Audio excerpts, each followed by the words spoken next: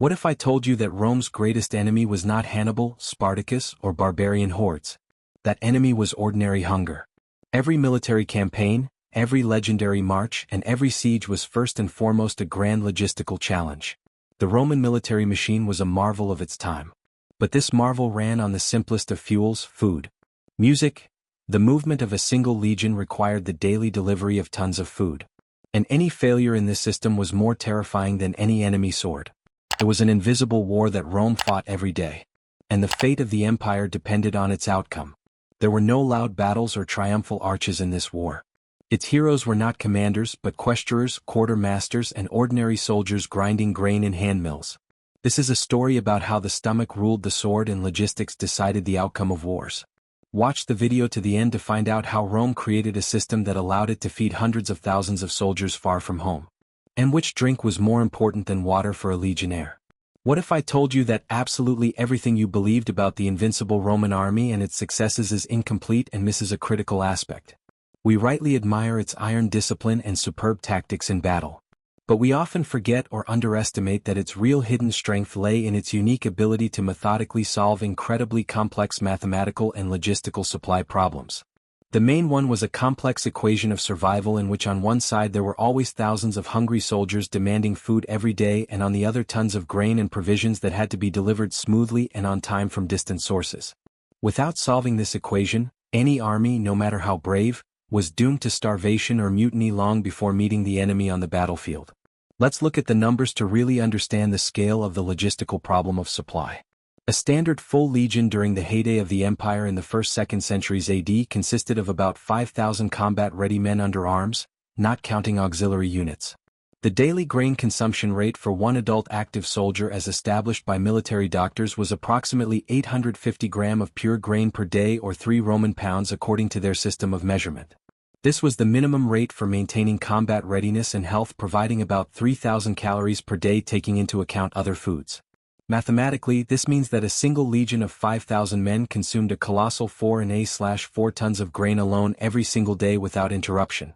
And if the invading army consisted of several legions at once, such as Caesar's 8 legions in his GAC campaigns, this astronomical number grew to 30 to 40 tons of grain daily for the men alone. To this enormous number, it is necessary to add a significant amount of feed, hay, and oats for the many hundreds of pack animals, horses, and mules in the army's baggage train, without which the army could not move. The animals ate as much as the people, doubling the logistical burden on the supply system. Now, let's visualize this abstract number in understandable images to grasp the scale. 4 tons of dry grain is about 80 large sacks weighing 50 kilograms each piled up in a mountain. To transport them all at once along the roads, it took about 20 heavy 4W wheeled carts pulled by pairs of sturdy mules or even more individual pack animals with bundles on their sides. It was a whole caravan stretching for kilometers along the road and moving slower than the infantry. And this was only the minimum daily requirement for a single legion for one day of marching or camping. This long caravan of creaking carts had to arrive safely at the camp every single day without exception, failure or delay for any reason.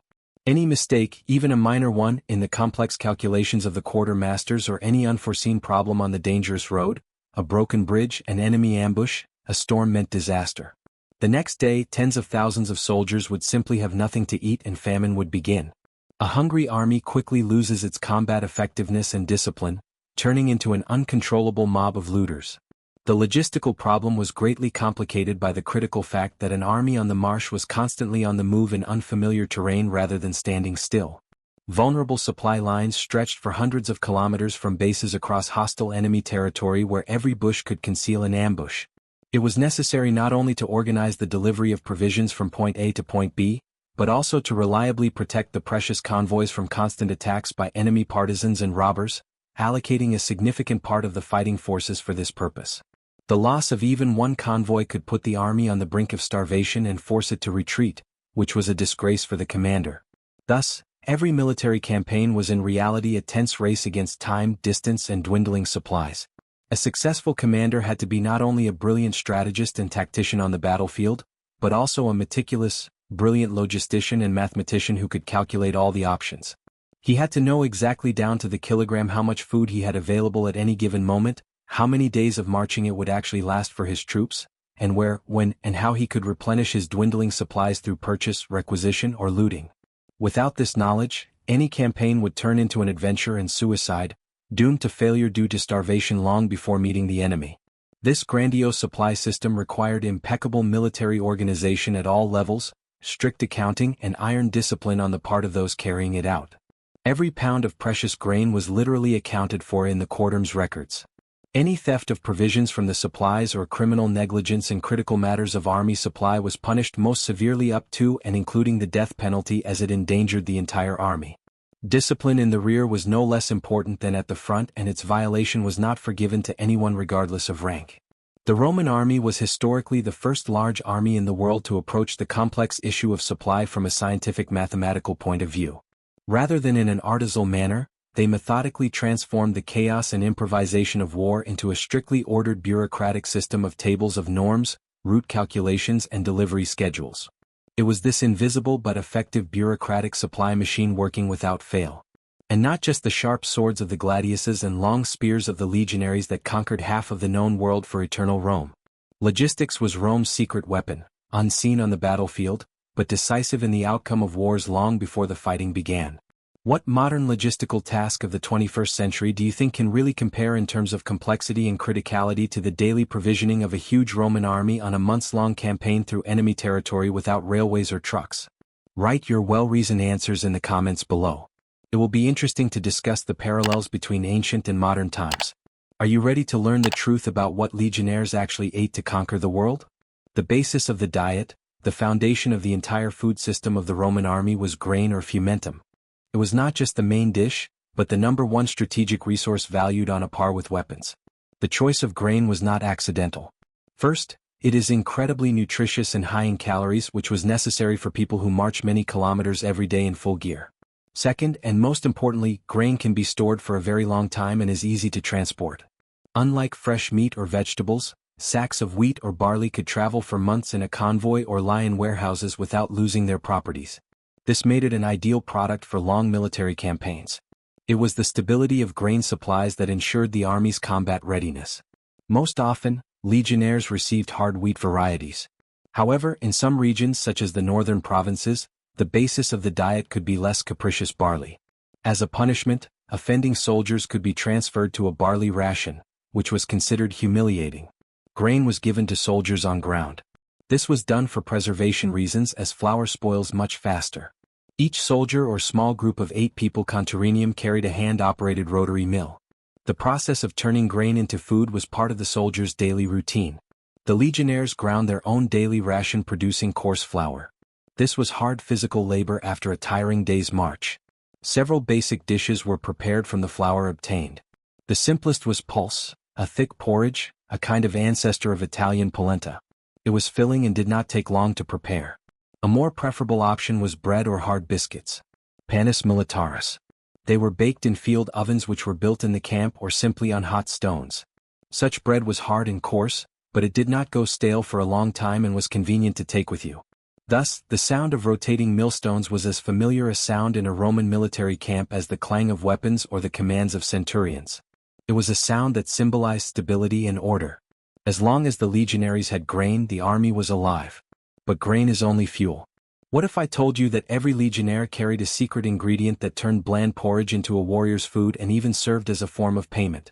I will reveal the most closely guarded secret of the Roman sotter's flask. In addition to grain, there were 3 other components that were absolutely essential to every legionnaire. These were salt, olive oil, and wine vinegar. A simple but vital trinity without which the sotter's diet would have been incomplete. Salt was not just a seasoning. In hot climates, it was necessary to replenish electrolytes lost through sweat during marches and battles. A lack of salt could lead to rapid fatigue and reduced combat effectiveness. In addition, salt was an important preservative. It was used to preserve meat and fish, which allowed for the creation of protein reserves. The importance of salt was so great that the word soldier and salary pay come from the Latin sale. Olive oil oleum was a source of essential fats and extra calories. It was added to porridge and used for frying, making food more tasty and nutritious. The oil was transported in large amphora and soldiers carried it with them in small leather or metal flasks. In addition to its nutritional value, oil also served a hygienic function. In the absence of soap, soldiers used oil to clean their skin. They rubbed it on their bodies and then scraped it off along with the dirt using a special scraper called a strittle. The third and perhaps most interesting element was wine vinegar, acadum. Soldiers never drank raw water from untested sources. Instead, they mixed it with a small amount of vinegar. This drink was called puska. Thanks to its acidic properties, vinegar disinfected the water, killing dangerous bacteria. In addition, puska was excellent for quenching thirst and toning the body, which was invaluable during exhausting marches. Thus, each legionnaire's flask contained not just water, but a healthy and safe drink. It was puska that was offered to Jesus on the cross by a Roman soldier, which indicates its widespread use. This simple drink saved more soldiers' lives than any medic. This trio, salt, oil, and vinegar, was as standard an element of a soldier's ration as grain. Together they turned simple food into a life support system.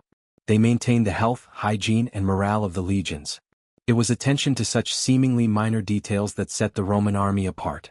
They understood that the strength of a legion depended not only on the sharpness of their swords, but also on the right balance of salt and fat in each soldier's body. What you are about to learn was the main paralyzing fear and nightmare of any settlement that found itself in the path of the advancing Roman army. Even the most sophisticated, well-organized system of centralized supply from bases was physically incapable of providing a huge army with absolutely everything it needed, especially when operating far from reliable supply bases deep in enemy territory. Therefore, the most important and critical part of Roman military logistics was the army's developed ability to live off the land, that is to make maximum use of any available local resources in the captured territory. This was not cruelty but a cold military necessity for survival which the Romans turned into a system and a science. This process of resource extraction took two main forms depending on the status of the territory: organized food collection and forced requisitioning from the population. Foraging, or pabulatio in military Latin, was the organized military collection of fodder, hay and grain for hungry animals in the baggage train and, in cases of acute necessity, additional food for the soldiers themselves above the norm. Large detachments of foragers from several cohorts were specially assigned to these dangerous operations under the reinforced armed protection of cavalry and archers.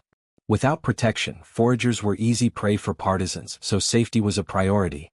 These detachments methodically combed the entire area around the camp within a radius of several kilometers in search of grain in barns, hay in the fields, wood for fires, and absolutely anything that could be of any use to the army for survival.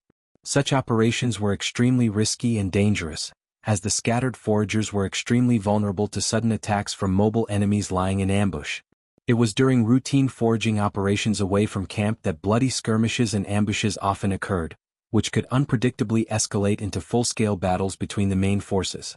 Commanders had to constantly balance the need to obtain provisions with the risk of losing men in skirmishes, which required caution and reconnaissance of the area before sending out foragers. When the army was on the territory of Rome's official allies, or in a loyal, pacified province under control, a more civilized system of compulsory requisitions through the local administration was used. Local communities and cities were legally obliged to supply the passing Roman army with food, fodder, and other necessary resources on demand. These forced deliveries were usually formally paid for from the military treasury, although often not at a fair market price, but at a lower government price. This was a heavy burden for the local population, but refusal was impossible without the risk of repression and accusations of rebellion against Rome. The entire requisition process was strictly regulated by military law and instructions to prevent chaos. The quaestor of the legion or another responsible quartermaster officer officially presented written demands to the local civil authorities specifying the exact number of sacks of grain, head of cattle, or mai of wine along with the date of delivery. Deliberate failure to comply with these mandatory requirements without good reason could result in severe sanctions, including the arrest of elders, fines, and even military occupation of the rebellious community. Rome did not forgive disobedience even from its allies when it came to supplying the army. If the army was an openly hostile, unconquered enemy territory, the organized collection of food quickly turned into outright looting and pillaging. Soldiers ruthlessly took absolutely everything they could find and carry away: grain, livestock, wine, clothing, without any concern for compensating the owners. This was not only a pragmatic way to feed a hungry army at the expense of the enemy, but also a deliberate military tactic to weaken the enemy economically by depleting its resource base. The scorched earth deprived the enemy army of the ability to exist in its own rear, forcing it to retreat or starve along with the civilian population, which undermined the will to resist. The ability to effectively and maximally utilize the available local resources of the captured territory was one of the key qualities of a successful military commander and strategist. He had to carefully plan the optimal route for the entire army in such a way as to purposefully pass through fertile rich areas with crops where it was possible to safely replenish dwindling supplies, avoiding deserts. The map of a military campaign was also a detailed map of the region's available food resources by season. A bad commander led his army through barren lands and doomed it to starvation, while a good commander planned the route as a chain of supply replenishment from one source to another.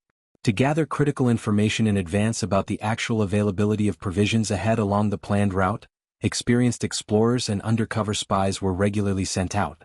They reported to the command not only on the number and location of enemy forces for tactical purposes, but also on the current state of the harvest in the fields, the approximate number of livestock in the herds, and the exact location of large grain stores for capture. This detailed logistical information about resources was almost as important for planning the operation as tactical data about enemy fortifications and garrisons.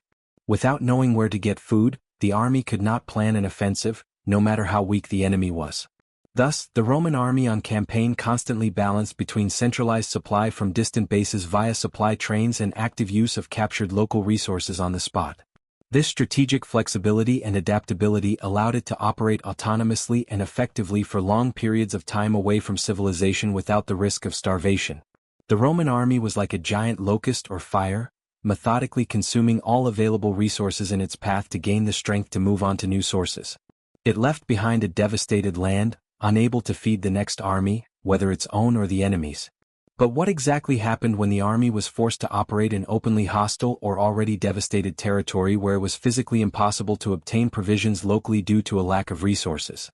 In the next important chapter, we will take a detailed look at how the extensive Roman supply lines from the bases to the front worked in practice and what problems they solved.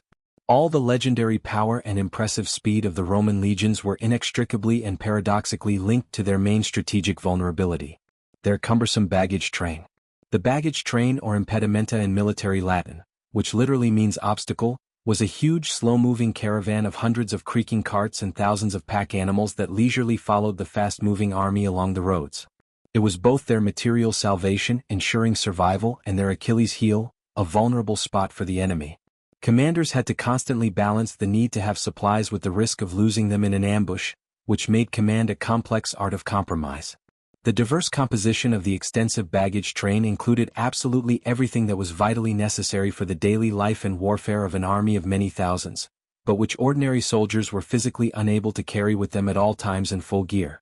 These were food supplies for many days: grain, wine, oil, and salt; heavy siege engines that had been dismantled; catapults and battering rams; luxurious leather tents for senior officers; and the command's spare weapons and armor to replace those damaged in battle, and tools for building camps. The heavily guarded baggage train also constantly carried the legion's treasury with soldiers' pay and chests and a field hospital with surgeons for the wounded. The loss of any of these categories of cargo was a serious problem, but the loss of the entire baggage train meant disaster in the end of the campaign. The main irreplaceable draft animals for transporting cargo were hardy mules, hybrids of horses and donkeys, and slow but strong oxmen harnessed to carts.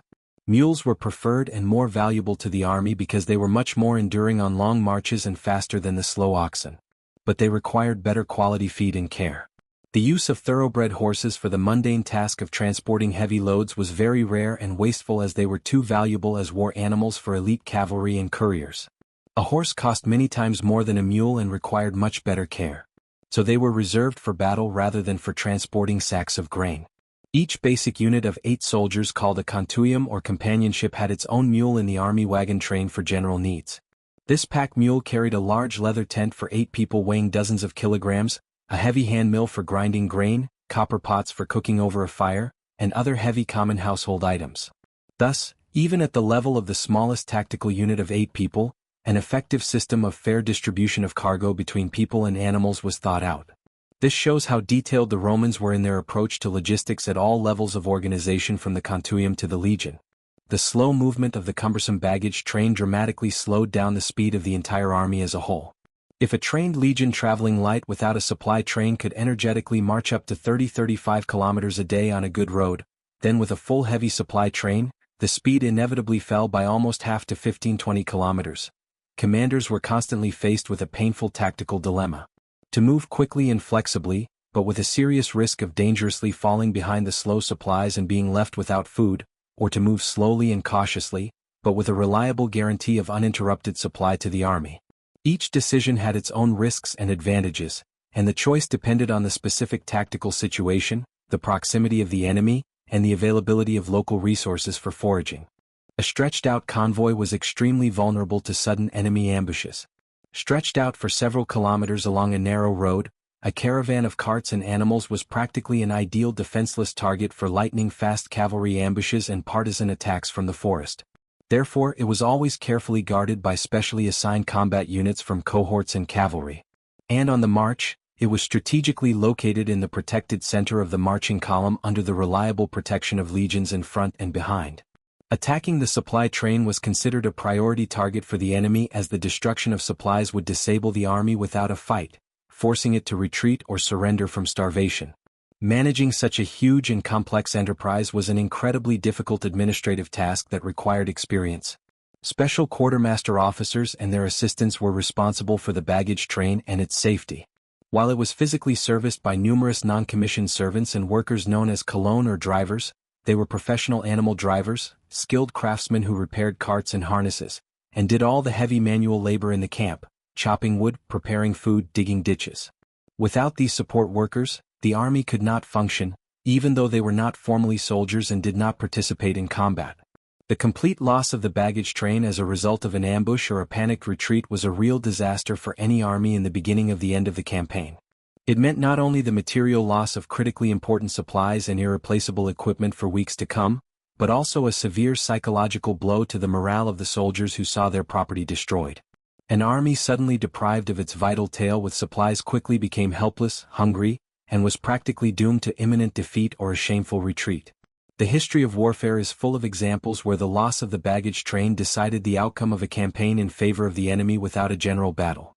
Because of all these serious drawbacks and risks, experienced commanders and strategists always tried to reduce the size and weight of the baggage train to a minimum whenever possible.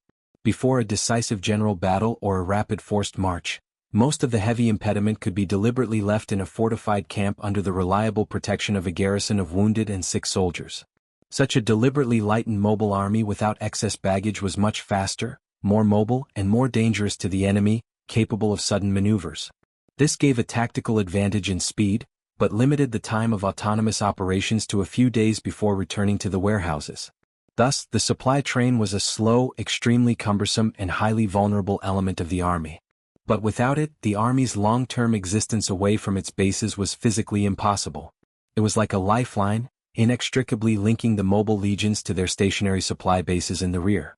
And as long as this critical umbilical cord was not cut by the enemy or broken by overexertion, the mighty Roman war machine continued to work relentlessly and win, sweeping away everything in its path to another victory and expansion of the empire's borders. Want to know the secret that allowed the Roman army to survive any winter in the heart of enemy territory? The answer lies not in weapons, but in the Romans' unique ability to organize space. Each Roman military camp, castra, was not just a temporary shelter, but a carefully planned fortress and most importantly a food supply base. The Roman army never stopped for the night without setting up a fortified camp. This process was perfected to the point of automatism.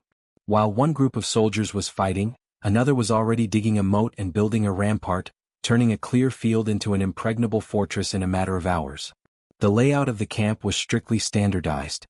Each unit from the cohort to the contuium had its own permanent place. This allowed them to avoid confusion and quickly assemble in case of an alarm, but it also had logistical significance. Part of the camp was always set aside for storing supplies. Here were temporary warehouses where sacks of grain and amphorae of wine and oil were stored under awnings or in tents. Responsibility for guarding and accounting for these supplies was a top priority. During long campaigns, especially when preparing for winter, the Romans built permanent camps. In such camps, full-fledged grain stores or horia were erected. These were true masterpieces of engineering design for maximum grain preservation. The design of the hera was thought out to the smallest detail. They were always built on a foundation of stone pillars raised above the ground. This ensured air circulation under the floor, preventing the grain from rotting due to dampness. The walls of the granaries were thick and the windows were narrow and few in number to keep the interior cool and protect against pests. A complex ventilation system and thoughtful layout allowed huge stocks of grain to be stored for many months. Such warehouses became the heart of the entire campaign. The concept of forward bases was key to Roman conquest. The army did not simply advance but created a chain of fortified points and warehouses behind it. This made it possible to shorten supply lines and ensure uninterrupted delivery of food to the front. It was thanks to these bases that Caesar was able to spend several years in Gaul without returning to Italy. His army wintered in fortified camps, feeding on supplies accumulated during the summer. In the spring, rested and well-fed, it was once again ready for combat. Thus, the Roman camp was not just a place of rest, but a strategic facility. It was a hub in a complex logistical network that allowed the army to operate autonomously and effectively far from home. The ability to build and supply such bases was one of the main secrets of Roman victories. We have figured out how provisions were stored, but who was responsible for purchasing and delivering them on an industrial scale? In the next chapter we will meet the unsung heroes of Roman logistics. The success of Roman logistics depended not only on carts and warehouses, but also on a complex administrative system. It was an army of officials, officers, and clerks who managed the enormous flows of food. Without their painstaking daily work, the legions would not have been able to take a single step. The key figure in the entire supply system was the quaestor. He was an elected magistrate assigned to the army, who was responsible for all financial and economic activities. It was the quaestor who organized the purchase of food, concluded contracts with suppliers and managed the treasury. He was a civilian but he wielded enormous power. He was in charge of all warehouses and supply trains. He kept strict records of all receipts and expenditures, providing reports to the Senate and the commander. At the legion level, military tribunes and the camp prefect dealt with economic issues. They were responsible for receiving supplies from warehouses and distributing them fairly among the cohorts. It was a responsible position that required honesty and organizational skills. Within each cohort in centuria, the distribution of food was handled by centurions and their assistants, the opiuns. The optoio kept lists of personnel and based on these issued the necessary amount of grain. He was a kind of quartermaster for the unit. Records were kept using wax tablets and papyrus. There was an extensive system of records, reports, and receipts. Every sack of grain, every mule, every emperor of wine was documented. This bureaucracy made it possible to control vast resources and prevent theft. Although corruption certainly existed, the system was designed to minimize it. Every officer in charge knew that he would be held accountable for any shortages. The process of procuring food was organized in different ways. In peacetime, the army relied on supplies from civilian contractors, negotiatores. They delivered food to the borders or to large military bases. During wartime, as already mentioned, the requisitioning system prevailed. But even in this case, everything that was seized was carefully documented. This was important for subsequent financial settlements and for maintaining order. Thus, Roman logistics was not just the transportation of goods, but a complex administrative machine. It required literacy, accuracy, and a strict hierarchy. It was this invisible army of administrators that ensured the smooth operation of the visible army of soldiers. Without these people in tows and with styluses in their hands, the legions would have gone hungry. Their work is not celebrated in poems, but it was as important a contribution to victory as valor on the battlefield. In addition to food, there was another resource without which the army could not survive for a single day: water. Unlike grain, water could not be stored for long periods of time or transported in large quantities. Therefore, access to sources of clean drinking water was the main factor determining the route and schedule of the army's movements. Planning any campaign began with a map of water sources. Scouts sent ahead to not only assess the enemy's strength, but also find rivers, lakes, and wells. Without guaranteed access to water, the army simply could not move. The ideal place for a camp was near a river.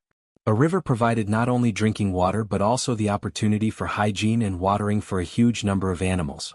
In addition, a river could serve as a natural defensive line. In aid regions where rivers were scarce, finding water became a priority. The army moved from well to well. Capturing and holding such sources was a key tactical task. The Romans were excellent engineers and knew how to find water even where it seemed to be unavailable. They could determine the presence of groundwater by vegetation and terrain. If necessary, soldiers dug wells to provide water for the camp. As already mentioned, the Romans rarely drank raw water. Preparing a drink called puska from water and vinegar was standard procedure. It was a simple and effective method of disinfection that protected the army from intestinal infections, which were the scourge of many armies in ancient times. The army's water needs were enormous. Each soldier needed several liters a day for drinking and cooking. Thousands of animals in the supply train also required daily watering. Water was also used for technical purposes. It was necessary for smoothies where weapons were repaired and for tanneries. Without sufficient water, life in the camp simply came to a standstill. Sometimes water shortages were used as a weapon. A besieging army could block or poison the sources supplying a city. In turn, defenders could poison wells along the enemy army's route using a scorched earth tactic. Thus, the struggle for water was as important a part of war as the struggle for territory. Control of water resources gave a huge strategic advantage. The Roman army, with its engineering skills and discipline, was better at solving this problem than any of its opponents. Although grain formed the basis of the diet, the legionaries' diet was not exclusively vegetarian. Meat and other products were an important addition that added variety, boosted morale, and provided the body with essential proteins. However, the availability of these products depended heavily on the conditions of the campaign. Meat was not part of the standard daily ration. Most often, soldiers received it after sacrifices, which were regularly performed in the camp. Meat was also distributed as a reward for bravery or in honor of a major victory. One source of meat was hunting. In the wooded regions of Europe, hunting parties could hunt deer, wild boar, and other game. This was not only a supplement to the diet, but also good training for the soldiers. The army often drove herds of cattle, sheep, and goats behind them. This was a kind of live canned food that provided fresh meat away from the bases. However, keeping such herds required additional fodder and shepherds, which complicated logistics. The most common type of meat in the soldiers' diet was pork, especially in the form of salted lard or bacon. Laridum, it stored well, was very high in calories and was easy to transport. A piece of lard could make any porridge much tastier and more filling. Another important source of protein was cheese, cassis. Cheese, especially hard varieties, keeps for a long time and is easy to transport. It was a familiar part of the diet and was often served with bread. Vegetables and fruits were seasonal and regional additions. During campaigns, soldiers gathered everything edible they could find. Wild apples, berries, mushrooms. Near cities and settlements, it was possible to buy or requisition cabbage, onions, garlic, and legumes. Onions and garlic were valued not only for their taste but also for their antiseptic properties. They were an essential part of the diet and were considered a means of preventing disease. Roman soldiers were well acquainted with their pungent smell. In coastal regions or near large rivers, fish could be added to the diet. It was salted, dried, or smoked to preserve it for a long time. It was a valuable source of protein and phosphorus. Thus, although the legionnaires' diet was simple, it was fairly balanced for its time. It was flexible and adapted to local conditions. The main principle was to provide soldiers with the maximum amount of calories at minimum cost for transportation and storage. Ultimately, for Rome, logistics was not just a supply system but a weapon in its own right. The ability to feed their armies far from home gave Roman commanders a strategic advantage that often proved decisive in victory. Superiority in supply was as important as superiority in tactics or weaponry. A classic example of the use of logistics as a weapon was sieges. The Romans could lay siege to an enemy city for months because their own supply system worked like clockwork. While the defenders starved, the legions received regular rations. The famous siege of Alesia, where Caesar won a decisive victory over the Gauls, was essentially a logistical operation. He not only besieged the city, but also built a second line of fortifications against the approaching GIC army. He won because he was able to feed his soldiers in this difficult situation longer than his enemy. The Romans also masterfully used the scorched earth tactic against their enemies. When retreating, they destroyed crops and food supplies so that the advancing enemy army would find itself in a devastated territory. This deprived the enemy of the opportunity to live off the land and doomed them to starvation. In turn, Rome's enemies often tried to attack its most vulnerable points, supply lines and convoys. The Parthian cavalry and Germanic tribes avoided open battles with the legions. Instead, they attacked foragers and caravans trying to cut off the arteries that fed the Roman army. Rome's ability to project its military power over vast distances was directly linked to its logistical capabilities. No other army in the ancient world could conduct such long and large-scale campaigns so far from its borders. They could fight in Scotland, Mesopotamia, and on the edge of the Sahara precisely because they knew how to deliver food there. The construction of the famous Roman roads was not only important for trade but also had huge military significance. The roads allowed not only troops but also supply convoys to be moved quickly. Each new road built was an artery through which the power of Rome flowed. Thus the history of Roman conquest is largely the history of the triumph of Roman logistics. They understood that an army marches on its stomach. Their empire was built not only with a sword but also with a sack of grain. It was this meticulously thought-out system that allowed Rome to become the ruler of the Mediterranean. It was a solid foundation on which all its military power rested. Ultimately, Rome defeated its enemies even before the battle began, winning the invisible war for food. We can see that the Roman army supply system was a true marvel of organization, engineering, and administration. It was a complex mechanism in which every detail from a soldier's handmill to a quaestor's reports played an important role. Rome turned a simple need for food into a powerful tool of conquest. A standardized diet based on grain, salt, oil, and vinegar provided soldiers with everything they needed to survive and fight. A flexible combination of centralized supplies, use of local resources, and the creation of fortified bases gave the Roman army unmatched autonomy and endurance. Legions could operate in enemy territory for years while remaining fully combat-ready. The history of Roman logistics is a vivid reminder that behind great victories and legendary commanders, there is always the titanic labor of thousands of invisible people and a flawlessly functioning system. It was this system that was the backbone of the Roman military machine, allowing it to conquer the known world. Please suggest topics for future videos that you would like to see on our channel in the comments. And don't forget to subscribe to Disturbing Tales so you don't miss out on new research into the mysteries of the past.